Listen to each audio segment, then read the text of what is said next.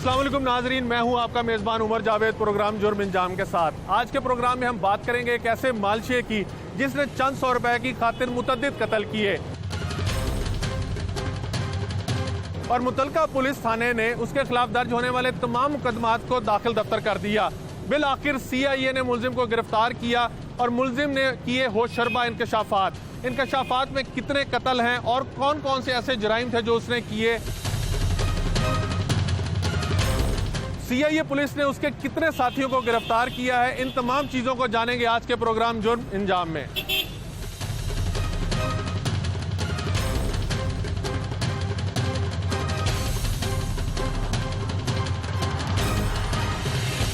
मालशी इजाज के हाथों एक लाहौर का रिहायशी फ़हीम भी कत्ल हुआ था जो सांदा के इलाके में रहता था और उसके कत्ल का मुकदमा थाना इस्लामपुरा में दर्ज किया गया था। उसके अहले खाना हमारे साथ मौजूद हैं, उनसे जानते हैं कि उन्होंने मुकदमा कब दर्ज करवाया था और पुलिस ने क्या कार्रवाई की।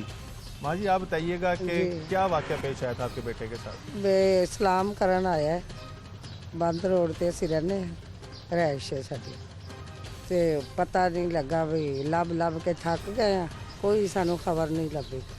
ये इन्होंने की मदद, कुछ भज नस करके ते उन्होंने हेल्प की। मेहरबानी है उन्होंने जड़ा उन्हें इतने तक पहुँचाया ते सानू कोई मालूम ही नहीं होया भी किदे गया किदे नहीं गया। मुंडा की करदा सी तुहाडा? मजदूरी बेटा करदा सी, और की करना, सलाम करन आया, जिंदा गया ही वापस। ਤੇ ਇਹਨੇ ਅਰਸਾ ਪੁਲਿਸ ਨੇ ਤੁਹਾਡੇ ਮੁਲਜ਼ਮ ਬੇਟੇ ਦੇ ਕਾਤਿਲ ਨਹੀਂ ਫੜੇ, ਹੁਣ ਫੜੇ ਗਏ ਨੇ ਤੇ ਤੁਸੀਂ ਕੀ ਕਹਿੰਦੇ ਹੋ? ਅਸੀਂ ਹੁਣ ਕਹਿੰਦੇ ਆ ਵੀ ਜਿਵੇਂ ਉਹਨਾਂ ਨੇ ਉਹਦੇ ਨਾਲ ਹੋਈ ਏ ਉਂਝ ਹੀ ਹੋਣੀ ਚਾਹੀਦੀ, ਇਨਸਾਫ ਹੋਣਾ ਚਾਹੀਦਾ ਬੱਚੇ। ਤੇ ਹੁਣ ਤੁਸੀਂ ਕੀ ਹੁਕਾਮੇ ਬਾਲਾ ਤੋਂ ਅਪੀਲ ਕਰੋਗੇ? ਬੇਟੇ ਇਹ ਅਪੀਲ ਹੈ ਵੀ ਜਿਸ ਤਰ੍ਹਾਂ ਹੁਣ ਸਾਡਾ ਬੇਗੁਨਾਹ ਆ ਵਿਚਾਰਾ, ਕੋਈ ਉਹਨੇ ਕੁਝ ਕੀਤਾ ਤਾਂ ਨਹੀਂ ਸੀ ਨਾ, ਤੇ ਉਹਦੇ ਨਾਲ ਵੀ ਇੰਝ ਹੀ ਹੋਣੀ ਚਾਹੀਦੀ। ਠੀਕ ਹੈ ਨਾ, ਇਨਸਾਫ ਹੋਣਾ ਚਾਹੀਦਾ। मेहरबानी है रांझा साहब, अल्लाह ने जिंदगी तंदुरुस्ती देवे ते अल्लाह होर दे देवे, उन्हें साडा इतने तक पहुँचाया सन। ठीक हो गया। यार आप बताइएगा, आप ये आपका लड़के फ़हीम के साथ क्या ताल्लुक़ था और आप कैसे जानते थे उसको? अस्सलाम वालेकुम, मैं बंद रोड का रहायशी हूँ, वहाँ पे काउंसलर हूँ मैं। तो तकरीबन 5-6 महीने पहले वो घर से आया दाता साहब सलाम करने, तो यहाँ पे किसी ने उसे छुरियाँ मार के कत्ल कर दिया। तो वहाँ पे पर्चे वर्चे करवाए, काफ़ी थानों में फिरते रहे। गरीब लोग हैं ये, बिल्कुल मजदूर आदमी हैं। हम भी इनके साथ जाते रहे, कोशिश करते रहे कि कहीं से इन्हें इंसाफ मिल जाए, लेकिन कहीं से इंसाफ नहीं मिला। फिर इधर जो किया CIA नवाकोट, यहाँ पे दानिश रांझा साहब ने बड़ी मेहनत की, दिन रात एक किया, इन्हें कातिल ढूंढ लिया। हम सोच नहीं सकते थे मिल जाएगा, क्योंकि कोई सबूत प्रूफ नहीं था हमारे पास, लेकिन इन्होंने अल्लाह ताला इनको तरक्कियाँ दे और इन्हें अल्लाह ताला कामयाब करे। इन्होंने हम कातिल ढूंढ लिया, मिले हैं, देखा है, इनको भी दिखाया है। तो अब यही है कि इसके जो इसने जुर्म किया उसके मुताबिक सज़ा भी मिले। तो आप फ़हीम को जानते थे? फ़हीम क्या करता था? 21 साल का बच्चा था, अभी कोई उसकी एज नहीं थी, मेहनत मजदूरी करता था, गरीब घर का, कोई उसकी गलत एक्टिविटी नहीं थी, बिल्कुल शरीफ इंसान था। आपको अगर आपने मुलजिम देखा है तो मुलजिम ने और भी बहुत से इंकशाफात किए हैं कि 21 यानी 5 लोग जो हैं उसने मज़ीद कत्ल करने का उसने इंकशाफ किया है। तो जैसे उसकी वालदा बता रही थी मकतूल फ़हीम की कि वो सलाम करने के लिए गया था और मालशी ने उसको कत्ल कर दिया और उससे पैसे वगैरह छीन लिए। तो आप क्या समझते हैं कि शहर के अंदर इस तरह के वाक़यात जो हो रहे हैं और 5 यानी इतना हीनियस क्राइम था, मुलजिम फिरता रहा और भी वारदातें करता रहा, लेकिन इलाका पुलिस ने भी कोई ताउन ना किया, बिल आखिर CIA ने आके मुलजिम पकड़ा, तो आप इस हवाले से क्या कहते हैं? देखें जी, इस तरह के जो बड़े क्राइम है और जो बड़े संगीन मसले हैं ना, वो CIA ही कर सकते हैं। मतलब वो हमारी जो थाना पुलिस है वहाँ वो तो हम जाते हैं, एप्लीकेशन देते हैं, वो सीरियस ही नहीं लेते कि लाओ जी कोई सबूत लाओ, और दूसरा फिर हमें ही वो खींचना शुरू कर देते हैं कि आप आओ, क्या लाए हो, कहाँ से हुआ, आप झूठ बोल रहे हो। ये जो सही तहकीकात जो है ना, वो सही जो काम होता है वो CIA पुलिस ही करती है। हमें भी किसी ने रेफ़र किया था कि आप वहाँ पे चले जाएं, आपको इंसाफ मिलेगा। हम आए, हमें मतलब हमारी उम्मीद पे पूरा उतरा। वो मालशिया जो वो देखने में तो ज़हनी मरीज़ सा लगता है कि मतलब उसे जैसे वो अजीब सा इंसान है, अल्लाह उसे। तो अब आप क्या समझते हैं कि इंसाफ के तकाज़े पूरे हो सकेंगे? ये लोग पूरे हो गए हुए इंशाल्लाह। हमें जो हमारे यहाँ पे थानेदार वगैरह हैं उन्होंने कहा है जी इससे पूरा इसकी सज़ा मिलेगी। जी, जैसे आपने बाकियों के तासुरात सुने, मकतूल के वालिद भी हमारे साथ मौजूद हैं। जवान बच्चे की मौत के बाद वालिद की कब्र बिल्कुल टूट जाती है और अपने बच्चे को की जनाजे को कंधा देना किसी भी वालिद के लिए इंतहाई तकलीफ दे अमल होता है। उनके वालिद से पूछते हैं। चाचा जी, आप बताइएगा कि ये सारा वाक़या जब आपको पता चला तो किन मराहिल से आपको गुजरना पड़ा, कौन सी तकलीफ जो थी वो बर्दाश्त करनी पड़ी? क्या हम गरीब आदमी है जी, मेहनत मजदूरी करते हैं, बंद रोड के रही है जी। मेरा बेटा जो है ना पूरे इलाके में शरीफ आदमी है, तो बड़ी ज़्यादती हुई कि उसको कत्ल कर दिया गया। दो केस चीज़ का है कि बच्चा कत्ल हो गया, इससे ज़्यादा दुख तो नहीं हो सकता। नंबर तो हमने मुख्तलिफ ज़राए से मुख्तलिफ लोगों से रब्ता किया, हमारी हेल्प किसी ने की, फिर आखिरकार हम इस सदर थाना जो है ना, नहीं, हेल्प से मुराद यानी जो मुतलका थाने थे उन्होंने मदद नहीं की? नहीं, मदद नहीं की ना। फिर ये हम जो है ना ये CI का सदर थाना जो इधर पहुँच गए, यहाँ DSP साहब जो है ना राजा साहब, उनको मिले, उन्होंने हमें दिलासा दिया आप फिक्र न करें, हम इंशाल्लाह आपकी मदद करेंगे। और अल्लाह ताला की तरफ से उन्होंने हमारी इतनी मदद की कि वो बंदा भी पकड़ा गया और वो अब जेल में है। चलिए, जवान बेटा आपका मर गया तो और मारा भी ना हक गया, यानी वो जैसे आपकी अहलिया ने भी बताया कि वो सलाम करने के लिए गया और वहाँ पे मालशिया के हाथ चढ़ गया, मालशिया ने पैसे भी लूट लिए, कत्ल भी कर दिया। तो इस तरह के वाक़यात जो हो रहे हैं उसके ऊपर आप अपील क्या करेंगे हुकाम बाला से कि इस तरह के वाक़यात की रोकथाम के लिए क्या की? सर देखो ना जी, बात ये है कि आप जो फरमा रहे ना अपील की, अपील तो जिसके साथ जाती होती है हर आदमी करता है। कौन सी अपील सुनी जाती? अपील तो इन लोगों ने सुनी है हमारी, ये जो राजा साहब है, अपील तो इन लोगों की और ये पुलिस वालों ने हमारी की, दानिश साहब जो है, और इतनी उन्होंने हमारी मदद की। गरीब आदमी सब का, अगर कहीं और हो जाते तो हमारे तो जो घर का सामान भी हम बेच देते। 9वें महीने में आपका बेटा कत्ल हुआ 2019 में। इन 5 महीनों में किसी और पुलिस वाले ने कभी आपसे रब्ता किया? नहीं, किसी ने नहीं किया। कत्ल के केसों में अमूमी तौर पे देखा जाता है कि पुलिस अव्वल तो केस जो है वो हल नहीं करती और अगर करे भी तो कोई खर्चा पानी वगैरह लेते हैं। तो कोई खर्चा पानी वगैरह भी आप? नहीं, उन्होंने तो ईमानदारी का हम हल्फर कहते, इन्होंने तो हम जब आए तो चाय हमें भी पिलाई है, इन्होंने 1 रुपया नहीं लिया और ना ही उन्होंने डिमांड किया।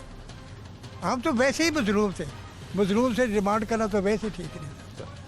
जी, आपने सुना कि फ़हीम घर से दादा दरबार सलाम करने निकला और वो भी इस सफाक मालशिया के हाथों चढ़ गया और मालिश कराने के दौरान ही ना सिर्फ उसने उसको छुरियों के वार करके कत्ल कर दिया बल्कि उसकी जेब के अंदर जो 1000-1200 रुपए थे वो भी लूट के फरार हो गया। लेकिन गज़ब खुदा का ये कि 2019 के 9वें महीने में इनके बेटे को कत्ल किया गया, लेकिन मुतलका पुलिस यानी इस्लामपुरा थाने में मुकदमा दर्ज हुआ। पुलिस ने ना तो इनसे कभी रब्ता किया, ना ही इनके बेटे के कातिल पकड़ने के लिए कोई कोशिश की। बिल आखिर जब इन्होंने अपनी तफ्तीश को इन्वेस्टिगेशन से CIA में मुंतकिल कराया तो उसके बाद CIA की सदर की टीमें तश्कील दी गई और उसके बाद इनके बेटे के कातिल को पकड़ा गया। अब तक मुलजिम जो है वो 5 कत्ल जो है वो मान चुका है और उसके अलावा 25 से ज़्यादा ऐसे बच्चों का वो बताता है जिनके साथ उसने ज़्यादती की है। साथ ही साथ वो डकैती चोरी के मुकदमात में भी मुलविस रह चुका है। कई मुकदमात के अंदर वो जेल भी काट चुका है, लेकिन उसके बावजूद भी हमेशा वो बाहर आ जाता है और फिर बाहर आके दोबारा से वही अपनी कार्रवाइयाँ करना शुरू कर देता है जिसका वो आदी हो चुका हुआ है।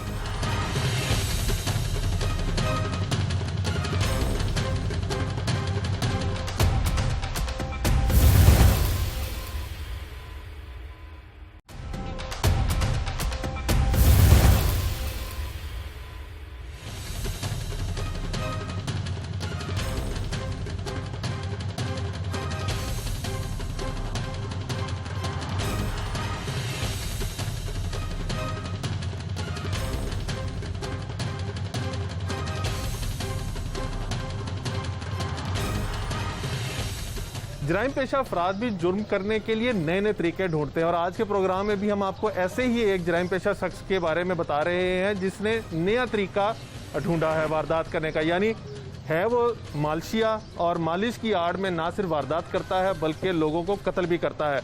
मुलजिम को CIA नवाकोट ने गिरफ्तार किया है। उससे जानते हैं कि वो किस तरह से वारदात डालता था। तुम्हारा नाम क्या है? एजाज अली। क्या करते थे? मालशियों का काम सर। तो ये कत्ल करने का कहाँ से तुम्हारे ज़हन में आया?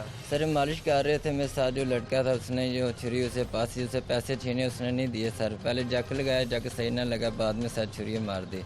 छुरी मारने के बाद सर उसका पूछा भी नहीं वो जिंदा या मरा, हम चले गए पैसे लेकर। 1200 रुपया उसके पास निकला, नुक्के का सट निकला सर।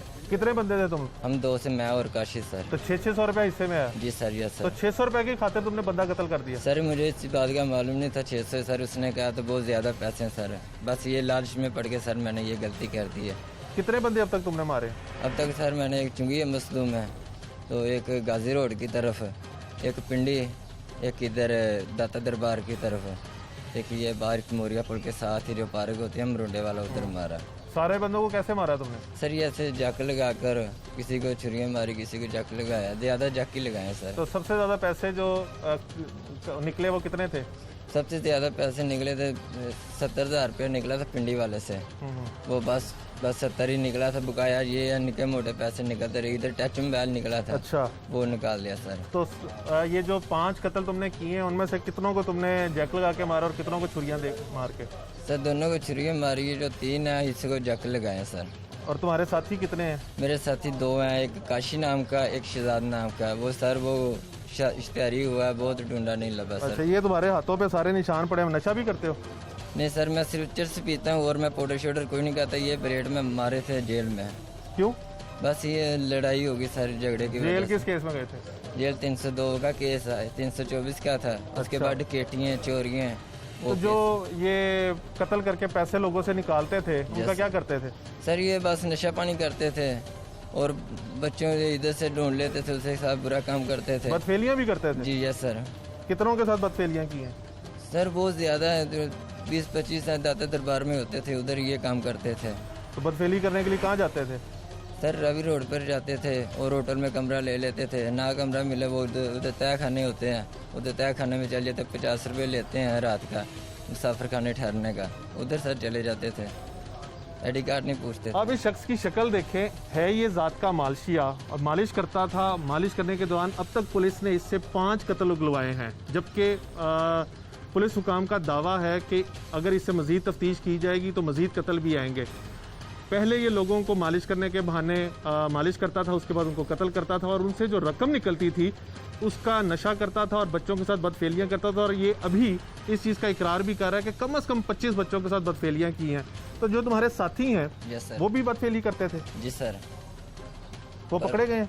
नो सर, वो नहीं पकड़े गए। पुलिस ने बहुत कोशिश की है, लेकर रेट पर जाता रहा सर, वो उधर नहीं मिला। तुम्हारे माँ बाप बहन भाई कहाँ पे हैं? सर माँ बाप फौत हो चुके हैं, भाइयों ने मुझे बेदखल कर दिया है। माँ बाप ने तुम्हारी हरकतों की वजह से जी बदला? बिल्कुल सर, कोई शक नहीं सर। कहाँ के रहने वाले हो? मैं सर 28 सुरबा हाजी पार्क नश्ता कॉलोनी का। सर ये काम में मुझे ये बेदखल किया और कुछ भी नहीं। मैं ये अपने मेरे इंतजाम ठीक होते, मैं खुद गलत हूँ सर, मैं किसी को गलत नहीं कहना चाहता क्योंकि मेरे काम नहीं ठीक है सर। तो तुम्हारे लिए तो ये 302 की सज़ा कोई भी सज़ा नहीं है, फांसी वगैरह तो। जिस तरह के तुम काम करते हो 302 में तो एक दफ़ा फांसी पर लटकाया जाता, बंदा मर जाता है। जिस तरह तुम लोगों को ज़ियत दे के मारते रहे हो, जो तुम करते रहे हो, गुनाह कबीरा। बिल्कुल सर, अपने किए पे शर्मिंदगी भी है कि नहीं? बहुत बड़ी सर, मुँह दिखाने का नहीं सर। ज़्यादा अल्लाह ताला माफ़ कर दे तो इंसान तो फिर भी। तो कितनी देर में मालिश के दौरान बंदे का मन का तोड़ लेते हो?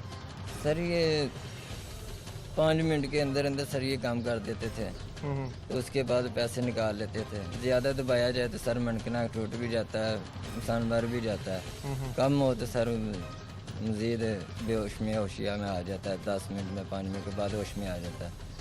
तो जब कत्ल कर देते थे बंदे को तो फिर उसके बाद कहाँ जाते थे? उसके बाद सर इधर ही ये दरबार में किया है, तो ये इधर पिंडी चले गए, इस्लामाबाद चले गए, मीना 2 उधर ठहर आए हैं, फिर आ गए, जो उधर काम ढूंढ गया उधर सर कर लिया। ऐसे ही सर जिधर काम लग गया उधर सर कर लिया। तो इन कत्लों में कभी पकड़े भी गए? नहीं सर, कतरों में नहीं पकड़े गए, डकैतियों में पकड़े गए, चोरियों में पकड़े गए हैं।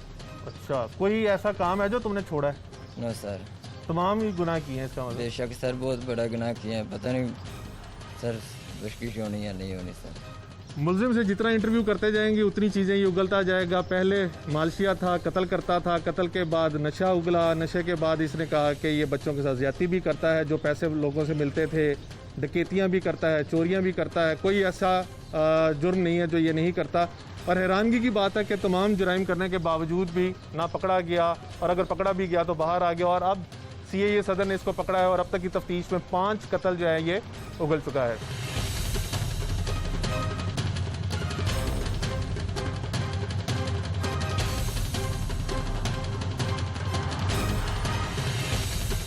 लाहौर की जराइम पेशा दुनिया में ऐसे ऐसे केसेस हैं कि अगर उनको आप हल करना शुरू करें तो ऐसे ऐसे मुल्ज़िमान और मुजरिमान सामने आते हैं कि दिल दहल जाता है।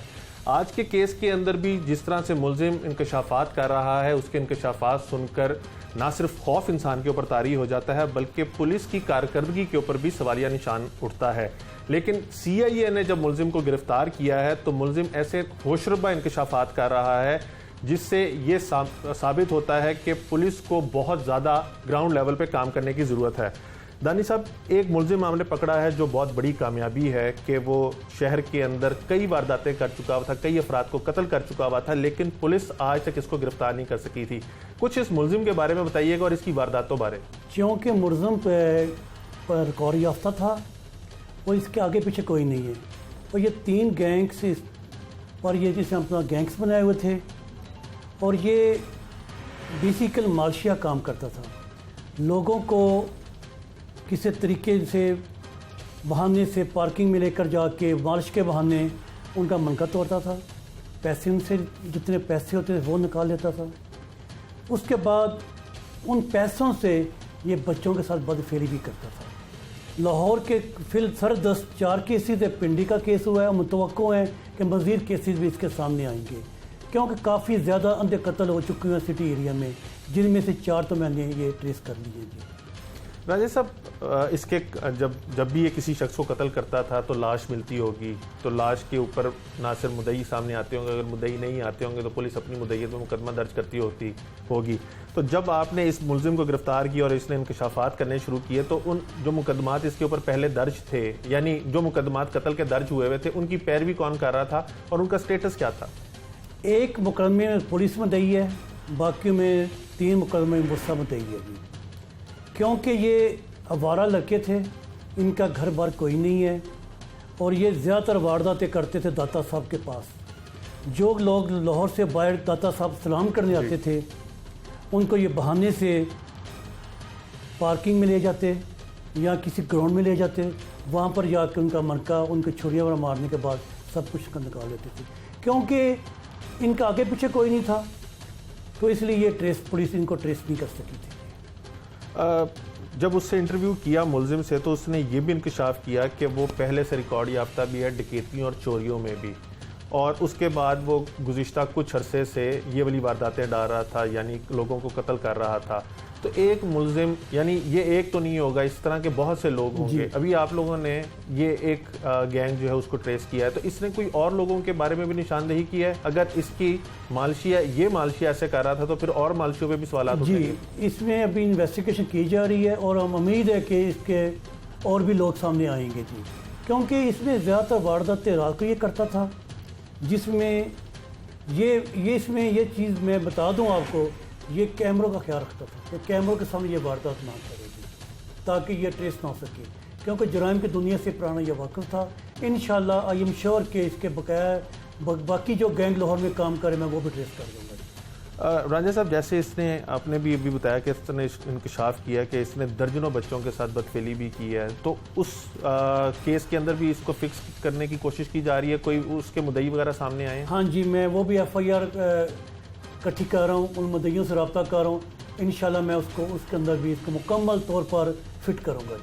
आखिरी बात यह है कि इसने एक बड़ी हैरानकुन इंकशाफ किया है कि जब इससे ये पूछा कि ये बदफेली कहाँ करता था, कैसे करता था, तो इसने कहा कि दाता दरबार के गिरदो नवाब में जो होटल हैं, जो सराय हैं, वहाँ पे 50 रुपये 100 रुपये फ़ी घंटा दे के मैं जाता था। तो ये हैरानकुन बात नहीं है कि लाहौर पुलिस इतना बड़ा ऑपरेशन करने का दावा करती है कि वो ना सिर्फ क्रैकडाउन कर रही है मुंशियात फरोशों के ख़िलाफ़, बल्कि इस तरह की ये जो प्रोस्टिट्यूशन डेन्स हैं और जो होटल गलत कारियों में मुलविस हैं उनके ख़िलाफ़। तो ये शहर के वस्त में एक ऐसे जगह पे जाके बच्चों के साथ बदफेली करता था जो बहुत ही मारूफ जगह है।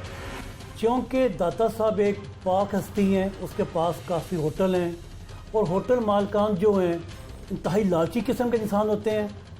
थोड़े पैसों के लिए 1-2 घंटे के लिए वो इनको कमरे देते थे जिनका कोई इंदराज उनके रजिस्टर में नहीं किया जाता था। और इंशाल्लाह इस चीज़ को आइंदा फोकस किया जाएगा ताकि ये इस तरह के भी काम होटल वाले भी ना कर सकें। राजेश साहब, आपकी बात से एक बात कि जितना ये मुलजिम है, यानी जो इसने गुनाह किए हैं वो तो इसके क्रेडिट पे आ गए, लेकिन जो लोग इसको फैसिलिटेट करते रहे उनके खिलाफ कानूनी तौर पे क्या कार्रवाई की जा सकती, कानून उस पर क्या कहता है? इंशाल्लाह ताला उनको भी हम सूरत करके में लेकर आएंगे, जितनी उनका हक जितना बीच में उनका रोल हुआ उतनी उनको भी सजा दी जाएगी बीच में भी। और मुलजिम ने जैसे पहले बताया कि उसका क्रिमिनल रिकॉर्ड पहले भी है, डकैतियों और चोरियों में वो जेल भी काट चुका हुआ है, तो अब आप ऐसा क्या करेंगे, कौन से ऐसे एविडेंसेस साथ लगाएंगे, क्योंकि कई केसेस काफ़ी पुराने भी हैं, तो कौन से ऐसे एविडेंसेस होंगे जिसके ऊपर इस चीज़ को इंश्योर किया जा सके कि मुलजिम अगर अब जेल जाता है तो जल्दी बाहर ना आए, और जिस तरह इसने कत्ल किए हैं तो तख्ता दार पे लटकाया जा सके? इंशाल्लाह इसमें 75 PPC का भी दाद किया जाएगा ताकि इसको डबल सजा हो सके और केस को शहादतें उनके जितने सबूत हैं वो गुजारे जाएंगे ताकि ये बंदा बाहर ना आ सके। राजेश साहब, ये भी शेयर कीजिएगा कि इस मुलजिम को गिरफ्तार करने में आपको कितना वक्त लगा, केस कब आपके पास ये वाला रेफर हुआ और फिर कितने अरसे में आपने इसको ट्रेस किया? मैंने इसको तकरीबन 2 से 2.5 माह के अंदर इसको ट्रेस किया है और तमाम तरह अपनी एफर्ट इसी केस पे लगाई हुई थी और आखिरकार मुझे अल्लाह ने कामयाबी दी है। जैसे आपने कहा कि ये कैमरों का बहुत ख्याल रखता था, तो फिर कौन सी ऐसी टेक्निकल असिस्टेंस थी जो आपको मिली और फिर आप मुलजिम तक पहुंचे? एक ये मर्डर करने के, क्योंकि मैंने खुफिया अपने मुलाजमीन को वहाँ पे मैंने लगाया हुआ था, इसी तरह एक इसने बंदे को वहाँ पे आपने काबू किया है, उसके कत्ल होने से पहले मेरे पुलिस ने इसको पकड़ लिया था और वहाँ से ये सारी चीज़ें सारी किया, उसके बाद ये तमाम चीज़ें उसके बाद ओपन हुई। बहुत शुक्रिया। आपने रांझा साहब का जैसे गुफ्तगू सुनी, रांझा साहब का कहना है कि मुलजिम क्योंकि पहले पकड़ा गया था तो वो इतना शातिर और चलाक हो चुका हुआ था कि वो कैमरों से अपने आप को महफूज रखता था और उसको पता था कि कहाँ कहाँ पे कैमरे लगे हुए हैं, तो वो कैमरों से महफूज रहकर वारदात करता था। और अब तक की अगर उसका रिकॉर्ड देखा जाए जो वो पुलिस के सामने इंकशाफात कर रहा है, तो वो सिर्फ वो इंकशाफात हैं जो उसने पुलिस को बता दिए हैं। रांझा साहब का कहना है कि अगर उसके ऊपर और वक्त लगाया जाएगा तो ये तादाद जो 5 मर्डर्स की अभी बता रहा है और 25 बच्चों के साथ ज्यादती की बता रहा है, ये तादाद बहुत ज़्यादा बढ़ भी सकती है।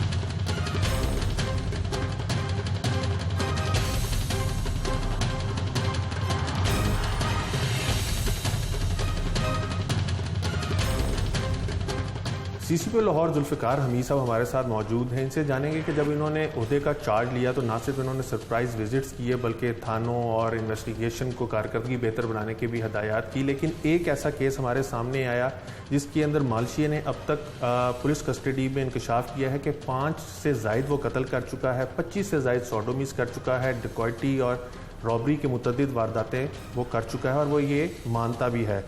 सीसीपी साहब, thank you very much for the time. आपने आने के बाद ना सिर्फ चीज़ों को मैनेजरियल लेवल पर बहुत बेहतर करना शुरू किया था बल्कि आपने ग्राउंड लेवल के ऊपर भी चीज़ों को बहुत ज़्यादा मॉनिटर किया था। चलानी रेशो बढ़ाने की आपने कहा, सीसीटीवी कैमरास हवालात में लगाए, जो केस ज़ेर तफ्तीश थे उनको आपने स्पीड अप करवाया, लेकिन उसके बावजूद ये एक केस आया है। अगर पर्टिकुलरली इस केस की बात की जाए तो आप क्या कहेंगे इस पर? मैं ये कहूँगा कि ये पुलिस का अच्छी कारकर्दगी है कि इस केस को ट्रेस किया, और ज़ाहिर है आपको पता है कि पूरी दुनिया में जो इस तरह के मेंटली डिस्टर्ब टाइप लोग होते हैं और जो सीरियल ऑफेंसेस में इन्वॉल्व होते हैं उनको पकड़ना और ट्रेस करना हमेशा एक बहुत मुश्किल काम समझा जाता है और ये हमेशा चैलेंजिंग होता है बहुत। तो इस तरह के केसेस को ट्रेस करना ये बजाते ख़ुद एक बड़ी क्रेडिटेबल बात है। और आपको ये भी पता है कि पूरी दुनिया में इस पर बड़ी जॉइंट टास्क फोर्स भी बनती हैं और नेचुरली ऐसे केसेस हमेशा हाईलाइट भी हुआ करते हैं। तो इसमें इसको ट्रेस करना अच्छी चीज़ है, बट ज़ाहिर है उसके अंदर ये भी बात इम्पॉर्टेंट है कि ऐसे केसेस के अंदर हम ये कैसे इंश्योर करेंगे कि आगे फर्दर कन्विक्शंस भी हों, वो भी ज़ाहिर है एक चैलेंज होगा। तो उस पर हम फोकस करेंगे इंशाल्लाह, और ये हम इंश्योर करेंगे कि आदमी इकरार वाकई सज़ा तक पहुँचे। और जो इसमें एक पहलू ये है कि इसमें आपने बीच में देखा कि टाइम इंटरवल भी है, ड्रग्स का यूज़ भी है, तो इन सब चीज़ों की वजह से ऐसे केस ख़ास तौर पे कॉम्प्लिकेटेड हो जाते हैं। तो ऐसे कॉम्प्लिकेटेड केसेस के लिए नॉर्मली फिर इसमें CIA काम आती है, जैसे इस केस में आई। लेकिन CCP साहब जो मुद्दई हैं मुकदमात के, उनसे जब बात की तो उन्होंने बहुत ज़्यादा अपनी ग्रीवियंसेस शो की टुवर्ड्स इन्वेस्टिगेशन विंग। उनका कहना था कि जो इस्लामपुरा थाने में मुकदमा दर्ज हुआ फ़हीम नाम के बंदे के कत्ल का, पुलिस ने कभी इन्वेस्टिगेशन विंग ने उनसे रब्ता नहीं किया। इसी तरह एक भाटी गेट में मुकदमा दर्ज हुआ, वो भी दाखिल दफ्तर हो गया। तो जो मुद्दईयान हैं उनकी तरफ से इन्वेस्टिगेशन विंग के ऊपर इस तरह से अदम एतमाद किया गया कि उन्होंने कभी रब्ता ही नहीं किया था। उसी यानी आपके ही कमांड के अंडर एक महकमा है इन्वेस्टिगेशन विंग, जिसकी कारकर्दगी ऊपर लोग सवालिया निशान उठा रहे हैं, और फिर आप ही की कमांड के नीचे CIA है, लोग उसको प्रेस कर रहे हैं। तो आप नहीं समझते कि कहीं पे इम्बैलेंस है? देखें, CIA भी इन्वेस्टिगेशन का हिस्सा ही है, और इसमें जो नेचर ऑफ दीज केसेस है उसको हमें मद्देनज़र रखना पड़ेगा जब हम इसको क्रिटिसाइज़ करेंगे। ये जब से, और आप ये को अब से फिनोमिना नहीं है, ये पहले भी इसके ऊपर कई फाइंडिंग्स आ चुकी हैं कि जो इस तरह के सीरियल किलिंग के केसेस होते हैं, अब स्टार्टिंग बहुत से, यानी अगर आप हथौड़ा ग्रुप के केसेस देखें या जावेद इकबाल वाले, या उसके बाद ज़ैनब का, या बाकी सारे केसेस, इनमें एक सबसे आपको जो इम्पॉर्टेंट चीज़ नज़र आती है वो ये नज़र आती है कि जहाँ पे ये थानों की सेपरेट जुरिस्डिक्शंस में ट्रीट होंगे, तो ज़ाहिर है उस थाने के पास ये पता करने का ये कोई तरीका नहीं है कि ये एक ही चेन का हिस्सा है। और ये बिल्कुल टिपिकल है ज़ैनब के केस में, चूँकि उसकी इन्वेस्टिगेशन मैंने ओवरसी की थी, तो वहाँ पे हमारी एक इम्पॉर्टेंट फाइंडिंग थी कि जब मुख्तलिफ थानों में केसेस दर्ज हो रहे होंगे तो कभी भी उनकी ग्रेविटी कमुलेट होकर लोगों को समझ में नहीं आती। लेकिन आप लाहौर से कसूर जाते थे तफ्तीश करने के लिए, और आपके नीचे जो टीम थी आप उसको ना सिर्फ गाइड करते थे, फिर आप वज़ीर आला को उस टाइम ब्रीफ भी कर रहे होते थे। लेकिन अगर उसको आप माइन्यूट लेवल पे ले आएँ तो यहाँ पे भी तो इस तरह का सिस्टम किया जा सकता है ना कि एक टीम बना दीजिए अगर इस तरह के हाई प्रोफाइल कत्ल या this is precisely the point that I was coming to. वो ये है कि जब भी आपकी जो ट्रेडिशनल थानों की जुरिस्डिक्शंस हैं उनके अंदर आपके ये ऐसे केसेस डिस्ट्रीब्यूटेड होंगे तो कभी उनकी ग्रेविटी एक तो रियलाइज़ नहीं होगी, और दूसरा वो कभी कमुलेट होकर रियल पिक्चर इमर्ज नहीं होती। इसी पर्पज़ के लिए CIA बनाई जाती है डिस्ट्रिक्ट में, और बनाई गई है हमेशा से। तो जब भी ऐसे केसेस होंगे जिनमें स्पेशलाइज्ड ऑफेंसेस इन्वॉल्व होंगे, जिनमें सीरियल किलिंग इन्वॉल्व होगी, जिसमें मल्टीपल जुरिस्डिक्शंस इन्वॉल्व होंगी, वहाँ हमेशा आपको ऐसी स्पेशलाइज्ड टीम्स जो हैं वही भरपूर रिजल्ट दे सकती हैं, क्योंकि जो भी एक थाना होगा उनके पास देखें मल्टीपल नेचर के केसेस। बिल्कुल, एक IO के पास हो सकता है 200-250 केसेस हों, ओवरवर्कड होगा, हो सकता है इससे कम भी हों जी, प्लस उसके पास हर नेचर के केसेस होंगे। लेकिन जैसे चले अगर इन्वेस्टिगेशन विंग को आप इस तरह से दलील दे देते हैं तो ऑपरेशन विंग की भी तो इसके अंदर कारकर्दगी आती है कि इस बंदे ने तमाम कत्ल जो हैं वो दाता दरबार की जुरिडिक्शन में किए, पहली बात, यानी उसी एरिया में किए, फिर उसी एरिया से ये ड्रग्स खरीदता था, उसी एरिया में ये होटल किराए पे लेता था, और उसी एरिया में चाइल्ड अब्यूज़ के भी जितने भी उसने 25 केसेस बताए हैं वो सारे उसी केसेस में हुए।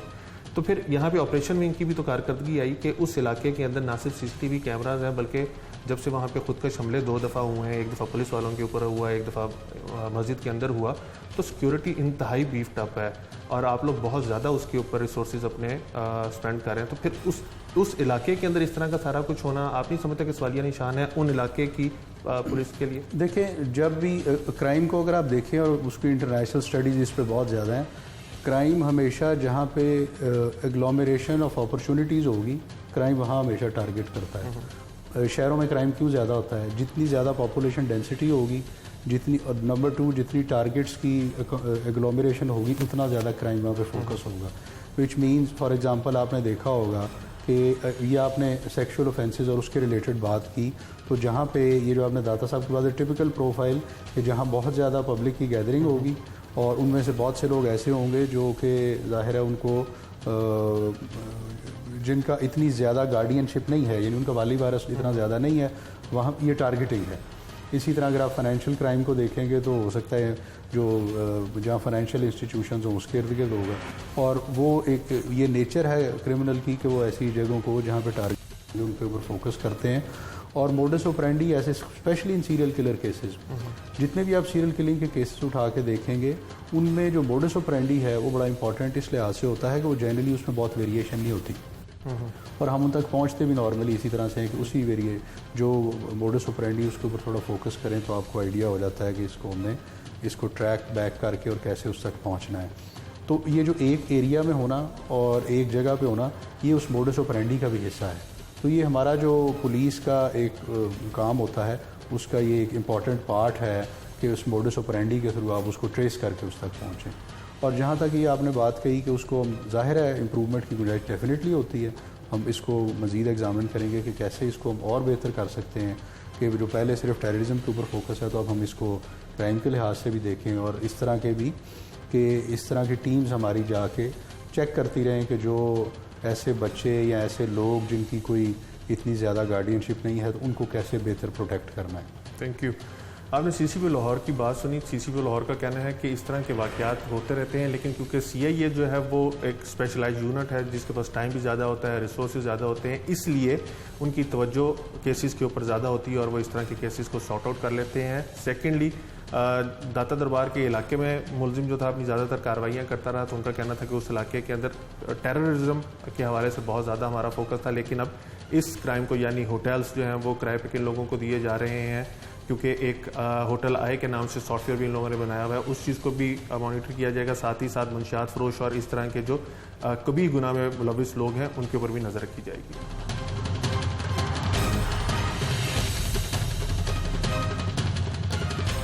एक शख्स जो ज़िंदगी गुजारने के लिए मालिश का काम करके अपना रोज़मर्रा का ख़र्चा बनाता है, वो कैसे कातिल बन सकता है, और सिर्फ कातिल ही नहीं, कैसे वो बच्चों के साथ ज़्यादती कर सकता है, कैसे वो मंशियात का आदी हो सकता है, ये मेंटल डिसऑर्डर है या कोई और लत है, इस चीज़ को जानने के लिए हम इस टाइम मौजूद हैं क्लिनिकल साइकोलॉजिस्ट ताहिरा रुबाब साहिबा के पास। डॉक्टर साहिबा, thank you very much for the time. जैसे अभी एक मालशिया के बारे में आपसे डिस्कस किया कि एक मालशिया है जो अपनी रोज़ी रोटी वहाँ से कमा रहा है और उसके बाद यकदम पता चलता है कि उसने 5 लोगों को इसी दौरान कत्ल कर दिया और उनके पास से जो पैसा निकला यानी चोरी जो पैसों की उससे उसने नशा ख़रीदा। नशा ख़रीदने के बाद उसने उनको बच्चों के साथ सोडोमी के लिए इस्तेमाल किया। ये क्या माइंडसेट है? बेसिकली तो जैसे मालशिया आपने एक ऐसा प्रोफेशन आइडेंटिफाई किया है जिसमें बहुत सारे लोग जो हम देखते हैं वो लोग हैं स्ट्रीट पे उनकी लाइफ होती है। स्ट्रीट पे रहने वाला हर बंदा जो होता है वो हर किस्म के थ्रेट्स के लिए एक्सपोज्ड होता है। पहली तो ये बात है। दूसरी बात ये कि वो स्ट्रीट पे ऐसे ही नहीं आया, उसकी पहले कोई पर्सनैलिटी ऐसी थी जिसकी वजह से वो स्ट्रीट के ऊपर भेजा गया, यानी फैमिली ने डिसऑन कर दिया है, घर वालों ने निकाल दिया, वो घर छोड़ के खुद भाग के आ गया। सो उसके प्रॉब्लम्स पहले से ही चल रहे हैं जिसकी वजह से वो स्ट्रीट के ऊपर जो है वो आ गया। सो यहाँ पे जब वो स्ट्रीट पे आता है, कोई भी बच्चा हो, इंडिविजुअल हो, जब वो स्ट्रीट पे आता है तो हर थ्रेट को एक्सपोज होता है। जब वो एक्सपोज होता है तो वो ड्रग की तरफ भी जाता है, वो सेक्सुअल अब्यूज़ खुद भी होता है और सेक्सुअल अब्यूज़ करता भी है। इसी तरह से जैसे ये तो एक्सट्रीम आपने अभी मुझे केस बताया है कि मर्डर की जो है मर्डर्स भी उसने किए हैं, तो ये भी सर्वाइवल की एक जो चीज़ की तरफ चला जाता है। मगर हमें पहले ये आइडेंटिफाई करने की ज़रूरत है कि हर मालशिया जो है वो ना तो सेक्सुअल अब्यूज़ करता है ना ही वो मर्डर्स करता है। ये कुछ लोग होते हैं जिनको हम ये कहते हैं कि उनका पर्सनैलिटी प्रॉब्लम है या फिर वो साइकोपैथ इस तरह के होते हैं, दिमागी तौर पे वो इतने ज़्यादा डिस्टर्ब हुए होते हैं कि उनको अपना सर्वाइवल किसी इंसान को मार के मिलता है, या जब वो अपना सर्वाइवल चाहते हैं। जैसे ड्रग जो है एक ऐसी चीज़ है जिसके हसूल के लिए हमने देखा कि आम लोग, मालशिया के अलावा भी आम लोग जो हैं वो चोरी चकारी बहुत कॉमन होती है। लेकिन डॉक्टर साहब, ये जो शख्स है मालशिया होने के साथ कातिल बनने से पहले ये डकैतीज़ और रॉबरीज के अंदर इन्वॉल्व रहा है और उसके अंदर ये जेल भी काट चुका है, तो फिर इसने मालशिया का डिस्गाइज क्यों किया और उस डिस्गाइज में इसने कत्ल क्यों किए, ये क्या वजह हो सकती है? बेसिकली अगर वो पहले ही डकैतियाँ वगैरह कर रहा था तो आप देखो कि जब एक इंसान मालशिया का जो बिज़नेस अपनाता है या इस काम में आता है तो उसके लिए बहुत आसान होता है कि वो लोगों के बहुत करीब हो सके। और जब मसाज के उसमें लोग होते हैं तो बहुत ज़्यादा ओवरली रिलैक्स्ड होते हैं, तो उनको चोरी करना इतना मुश्किल नहीं होता जितना कि एक बिल्कुल कॉन्शियस बंदे को चोरी करना जो है वो होता है। फिर ड्रग के हसूल के लिए ये बहुत आसान है, उसने कुछ ना कुछ तो करना है ना अपने आप को। एक तो उसने बाइज्जत भी रखना है माशरे में कि उसको कहीं से पैसा भी मिल रहा है, और उसके साथ साथ जो है वो चोरी चकारी भी जो है वो आराम से कर सकता है। एक और जो बहुत अहम बात कहने की ज़रूरत है यहाँ पे कि मालशिया जो है वो एक ऐसा प्रोफेशन भी है जिसको लोग अब्यूज़ करते हैं अपनी सेक्सुअल सेटिस्फेक्शंस के लिए भी। सो यहाँ पे 3-4 चीज़ें उसकी पूरी हो रही हैं बीइंग मालशिया जो है, यानी अगर वो इस प्रोफेशन में आ रहा है, यानी वो इजीली चोरी भी कर सकता है, कोई बेहतर अर्निंग भी हो सकती है, अगर कोई उससे मसाज करवा रहा है तो उससे भी उसको पैसे मिल रहे हैं। इसी तरह से सेक्सुअल उसकी जो नीड्स हैं, मसलन वो अब्यूज़ भी हो रहा है और अब्यूज़ कर भी रहा है, ये दोनों चीज़ें भी पूरी हो सकती हैं उसकी, और वो इससे पूरी कर रहा है। दूसरी जो चीज़ है, जैसे ड्रग जो है, जब आप कोई इंसान ड्रग का आदी हो जाता है, एडिक्ट हो जाता है, तो आप उससे किसी भी किस्म के जुर्म की, किसी भी किस्म की बद अखलाक़ी की उम्मीद कर सकते हैं, क्योंकि ड्रग आपकी ब्रेन केमिस्ट्री को बिल्कुल ऑल टुगेदर चेंज कर देता है, जिसकी वजह से आप जो है सही और गलत का फ़ैसला जो है आपके लिए करना बहुत मुश्किल हो जाता है। जिस इंसान की भी हम बात कर रहे हैं, ये पहले से ही साइकोपैथ जो है पर्सनैलिटी के साथ है, और साइकोपैथ जो लोग होते हैं वो बिल्कुल भी अखलाकियात की उस लाइन से बालातर होते हैं कि जी अच्छा क्या है, बुरा क्या है, गलत क्या है, सही क्या है। उनकी हिस्ट्री हम देखें तो शुरू से ही कहीं ना कहीं प्रॉब्लम्स जो है वो नजर आ रही रिहैब हो सकते हैं। ऐसे लोग रिहैब बहुत मुश्किल से होते हैं, क्योंकि पर्सनैलिटी डिसऑर्डर्स एक ऐसी प्रॉब्लम है जिसमें जिस इंसान को प्रॉब्लम होता है वो ये आइडेंटिफाई नहीं करता, वो खुद नहीं मानता, वो कहता है कि बाकी सबके साथ प्रॉब्लम है, मेरे साथ प्रॉब्लम नहीं, मैं बिल्कुल ठीक हूँ। मगर क्योंकि 3-4 चीज़ें इसके साथ एसोसिएटेड हैं, पर्सनैलिटी प्रॉब्लम भी है, ड्रग अब्यूज़ भी है, और अब उसने सेक्सुअल अब्यूज़ की तरफ भी जो है वो चला गया है। अगर हम इन सारी चीज़ों को देखें तो फिर हम रिहैबिलिटेशन की तरफ बात कर सकते हैं कि रिहैबिलिटेशन पॉसिबल है, मगर कंप्लीट रिहैबिलिटेशन हो, ये जब तक आप इंसान से मिल नहीं रहते हो, उससे असेसमेंट नहीं कर सकते हो किस नौयत की रिहैबिलिटेशन हो सकती है, नहीं हो सकती, तब तक आप क्लियरली नहीं कह सकते, मगर रिहैबिलिटेशन होता है और पॉसिबिलिटी है इस चीज़ की। Thank you. ये आपने जैसे डॉक्टर ताहिरा रुबाब साहिबा की बात सुनी कि मालिश करने के कारोबार से मुलजिम इसलिए भी शायद मुंसलिक रहा कि उसके अंदर उसकी पकड़ जो है वो मुश्किल थी, इतनी जल्दी वो एक्सपोज नहीं हो सकता था, क्योंकि वहाँ पे वो पैसे भी चोरी कर सकता था, अपनी नीड्स भी पूरी कर सकता था, और साथ ही साथ एक डिस्गाइज भी रख सकता था, यानी कि उसको कभी भी एक्सपोज नहीं उसने होना था, ना पुलिस को ना दीगर को, कि वो चोर है या कातिल है, इसलिए वो इस शोबे से मुंसलिक रहा।